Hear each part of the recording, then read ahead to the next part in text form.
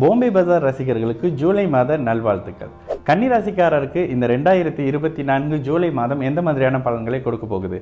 என்னதான் விஷயங்கள் இருந்தாலும் கன்னிக்கு ஒரு சூப்பர் அப்படின்ற மாதிரி தான் பலன் எல்லாரும் சொல்லிக்கிட்டு இருக்காங்க. ஆனால் நீங்கள் சொல்கிற மாதிரி எந்த பலனும் நடக்க மாட்டுதேன்றது தான் கன்னிராசிக்காரங்களோட மிகப்பெரிய கேள்வியே. எப்பொழுதுமே ராசி லக்னம் இருள் தன்மை அடையும் பொழுதும், ராசிக்கு 7ஆம் இடம் இருள் தன்மை அடையும் பொழுதும், நீங்களும் உங்கள் நண்பரும், நீங்களும் உங்கள் மனைவியும், நீங்களும் உங்கள் கணவரும் ஏதோ ஒரு மாதிரியான சங்கடங்கள், சந்தேகங்கள், பேராசை அப்படின்ற மாதிரியான சில அமைப்புகளில் ஒரு மாதிரியான ஒரு சங்கடத்தில் இருக்கீங்க அப்படின்ற மாதிரியான சில அமைப்பு தான். என்னதான் இந்த அமைப்புகள் இருந்தாலும் ராசியை குரு பார்ப்பது ஒரு மிகப்பெரிய பாதுகாப்புங்க. கன்னிராசிக்காரங்களுக்கு ஒரு பாதுகாப்பு கவசமே இந்த மாதத்தில் இருக்கு. என்ன? 6ஆம் இடத்துல சனி இருக்கிறாரு, 9ஆம் இடத்துல குரு இருக்காரு. சனி கடன் நோய் எதிர்ப்புகளை ஒரு மாதிரி கட்டுக்குள்ள வைக்கணும்னு நினைக்கிறாரு. குரு ராசியை பார்த்து உங்களுடைய பேச்சு, புகழ், கௌரவம், அந்தஸ்தை நிலைநிறுத்தணும் அப்படின்னு நினைக்கக்கூடிய கன்னிராசிக்காரங்களுக்கு இந்த ஜூலை 2024 நிச்சயமாக இருக்கும்.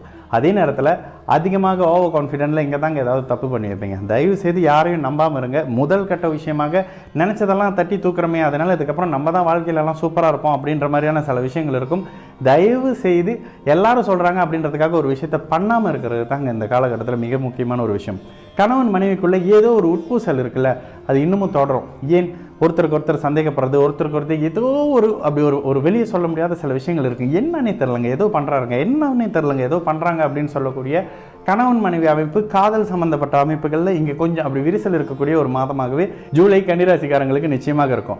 என்னதான் இருந்தாலும் ராசியை குரு பார்ப்பது எதுவும் கையை மீறி போகாது. ஆனாலும் இந்த இடத்துல படிப்பு, கணக்கு வழக்கு, அக்கௌண்ட் சார்ந்த அமைப்புகளில், யூக வணிகம் சம்பந்தப்பட்ட அமைப்புகளில் இங்கே கொஞ்சம் லாபம் இருக்குங்க. பொருளாதாரம் சம்பந்தப்பட்ட கேள்விகளுக்கு இங்கே நல்ல சாதகமான பதில் நிச்சயமாக சொல்லலாம். ஏன்னா இன்னும் ஒரு 1.5 வருஷத்துக்கு அப்படி ஒரு சாதகமான நிலை நிச்சயமாக இருக்குது.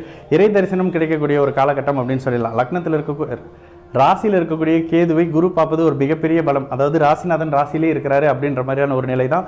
ராசிநாதன் இந்த மாதம் ஒரு மாதிரி வலுத்து 10ஆம் இடத்தோட தொடர்பில் இருக்கிறது, அடுத்தடுத்து 11ஆம் இடத்துக்கு வர்றது, இதெல்லாம் மிகப்பெரிய சாதகமான நிலை. அதே நேரத்தில் 9ஆம் இடத்தில் மங்கள யோகத்தில் இருந்தாலும் செவ்வாய், உங்களுக்கு ஆகாத செவ்வாய் அப்பா சம்பந்தப்பட்ட விஷயங்களில் விரயத்தை, செலவுகளை, ஆரோக்கியத்தை கெடுதல் பண்ணக்கூடிய சில அமைப்புகளை நிச்சயமாக செவ்வாய் செய்வார். அதனால் தந்தை சார்ந்த அமைப்புகள் மேலே கொஞ்சம் எக்ஸ்ட்ராவான ஒரு கவனம் இருக்கக்கூடிய ஒரு மாதமாகவே இருக்கும்.